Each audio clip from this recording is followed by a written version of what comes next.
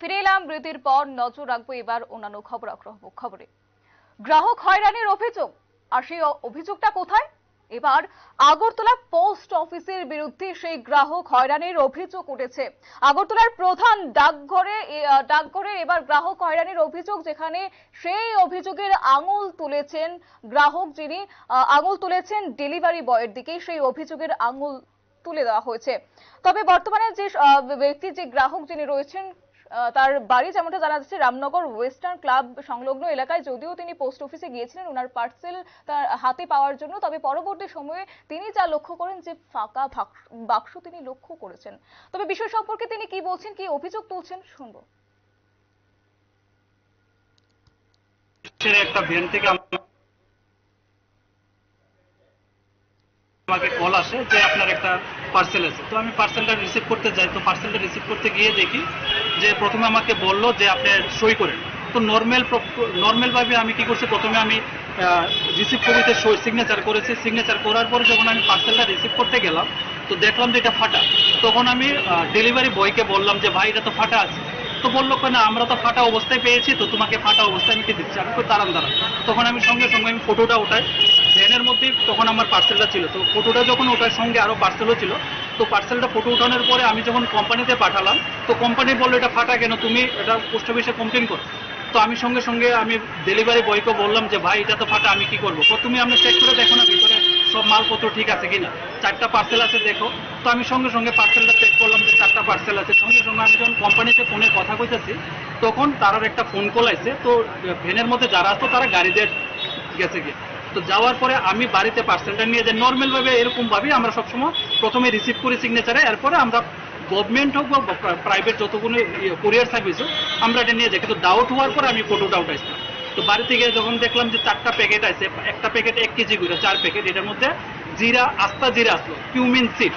তো 4 প্যাকেট কোম্পানিতে পাঠালাম। কোম্পানি বললো না, 7 প্যাকেট আসবে, প্রত্যেকটা প্যাকেটে 1 কিলো করে। তো তুমি সঙ্গে সঙ্গে কমপ্লেন করো, না হলে তোমাকে যে আমি জবটা দিয়েছি এই জবটা তুমি ফিউচারে পাবে না, কারণ তুমি ইরেসপন্সিবল স্টাফ।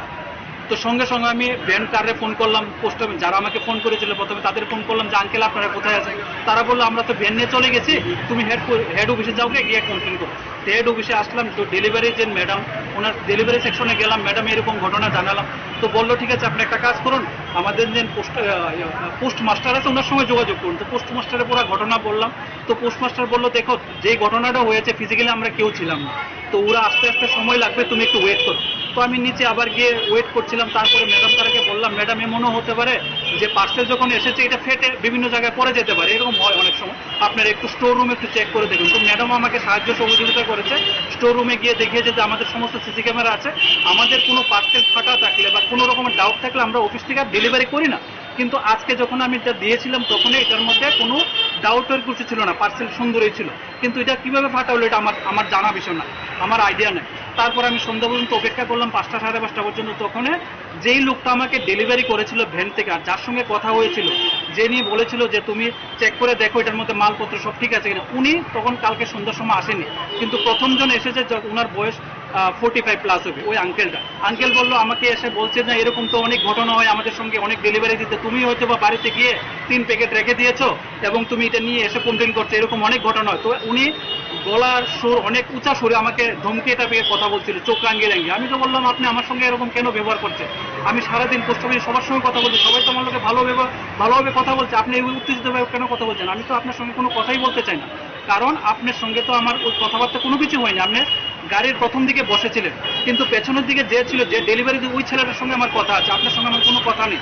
তখন আমাকে অন্য স্যাররা বললো একটা কাজ করুন, উনি তো আজকে আসছে না, তো কালকে 11টার সময় আপনি আসুন। তো আজকে আমি সকাল 11টার সময় আসলাম। আসার পরে ওই ডেলিভারি বয় এবং যিনি ছিল 2জন লোক, ওরাও আসলো। আসার পরে বলছে না না, প্রথমে উনি সমস্ত কিছু চেক করেছে, তারপরে মালটা সই করেছে। এবং একজন স্যার বারবার 2বার জিজ্ঞেস করেছে যে গৌতম বাবু কি প্রথমে সিগনেচার করেছে না প্রথমে মালটা রিসিভ করেছে। তো তারা দুজনে বারবার বলছে না না, প্রথমে তাহলে সব চেক করে দেখেছে, সব ঠিকঠাক আছে, তারপরে লাস্টে উনি সিগনেচার করেছে। তো আমি স্যার থেকে বললাম স্যার ওই সময় তো আমি ছিলাম আর 2জন লোক ছিল, আপনারা কেউ ছিলেন না, এবং আমি ভুল করেছি কি তা আমি প্রথমে। সম্পূর্ণরূপে ঘটনা আপনারা শুনলেন, তিনি কি বলছেন, তিনি কোথায় অভিযোগ তুলছেন। ফাঁকা বলা যায় ফাটা বাক্স, মূল বাক্সে একেবারে সম্পূর্ণরূপে পার্সেল নেই বললেই তিনি কিন্তু অভিযোগ তুলেছেন। অর্থাৎ যেমনটা বলা যাচ্ছে যে এই যিনি অভিযোগ তুলেছেন তার বাড়ি যেমনটা জানা যাচ্ছে রামনগর ওয়েস্টার্ন ক্লাব সংলগ্ন এলাকায়। তিনি রীতিমতো স্বাভাবিকভাবেই তিনি পোস্ট অফিস থেকে একটি ফোন কল পেয়েছিলেন এবং সেই ফোন কলের ভিত্তিতেই তিনি সেখানে গিয়েছিলেন তার পার্সেল নেওয়ার জন্য। যদিও পরবর্তী সময়ে তিনি লক্ষ্য করতে পেরেছেন ওনার যে পার্সেল ছিল সেই পার্সেল সম্পূর্ণরূপে পরিপূর্ণ ছিল না বলে তিনি অভিযোগ তুলেছেন। বিশেষ করে সেই অভিযোগ এবার ডেলিভারি যিনি বয় ছিলেন তার দিকে অভিযোগ তুলেছেন। তবে মূল ঘটনা বিষয় কি রয়েছে তা কিন্তু এখনো পর্যন্ত খতিয়ে দেখার আশ্বাস দেওয়া হচ্ছে বলেই কিন্তু খবর রয়েছে। নিয়ে নিচ্ছে ছোট একটি বিজ্ঞাপন বিরতির, সঙ্গে থাকুন।